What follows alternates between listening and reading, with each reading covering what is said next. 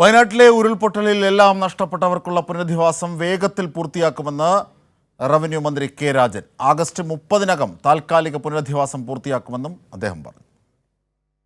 വയനാട്ടിലെത്തിയ chief secretary doctor V Venu Meppadi ദുരന്തബാധിതരുമായും ജനപ്രതിനിധികളുമായും ചർച്ച നടത്തി. വിവിധ വകുപ്പുകളിലെ ഉദ്യോഗസ്ഥരും പുനരധിവാസ ആലോചനാ യോഗത്തിൽ പങ്കെടുത്തു. ദുരന്തബാധിതരുടെ പ്രതിനിധികളും ജനപ്രതിനിധികളും ആശയങ്ങൾ അവതരിപ്പിച്ചു. ചർച്ചയുടെ അടിസ്ഥാനത്തിൽ തയ്യാറാക്കുന്ന റിപ്പോർട്ട് ചീഫ് സെക്രട്ടറി സംസ്ഥാന സർക്കാരിന് സമർപ്പിക്കും. മുട്ടിൽ WMO കോളേജിൽ നടന്ന പുനരധിവാസ ആലോചനാ യോഗത്തിൽ നിയുക്ത ചീഫ് സെക്രട്ടറി ശാരദാ മുരളീധരനും പങ്കെടുത്തു. ജില്ലാ ഭരണകൂടത്തിന്റെയും കുടുംബശ്രീ ജില്ലാ മിഷന്റെയും സംയുക്താഭിമുഖ്യത്തിൽ മേപ്പാടിയിൽ ദുരന്തബാധിത പ്രദേശത്തെ യുവജനങ്ങൾക്കായി പ്രത്യേക തൊഴിൽമേള സംഘടിപ്പിച്ചു. 17 തൊഴിൽദായകർ ആദ്യഘട്ടത്തിൽ പങ്കെടുത്തു.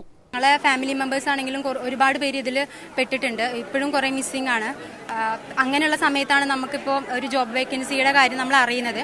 വളരെ നല്ല യൂസ്ഫുൾ ആണ് ശരിക്കും. സത്യം പറഞ്ഞാൽ പല കാറ്റഗറീസ് ആണ് വരുന്നത്. നമുക്ക് SLC, പിന്നെ +2, ഡിഗ്രി, അങ്ങനെ നമ്മുടെ ക്വാളിഫിക്കേഷൻ അനുസരിച്ചാണ് ഇവർ നമുക്ക് തരുന്നത്.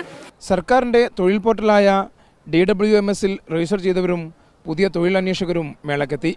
വിവിധ ഘട്ടങ്ങളിലായാണ് ഉപജീവനം ഉറപ്പുവരുത്തുന്ന പ്രവർത്തനങ്ങൾ ജില്ലാ ഭരണകൂടം നടപ്പാക്കുന്നത്. കൈരളി ന്യൂസ്, വയനാട്.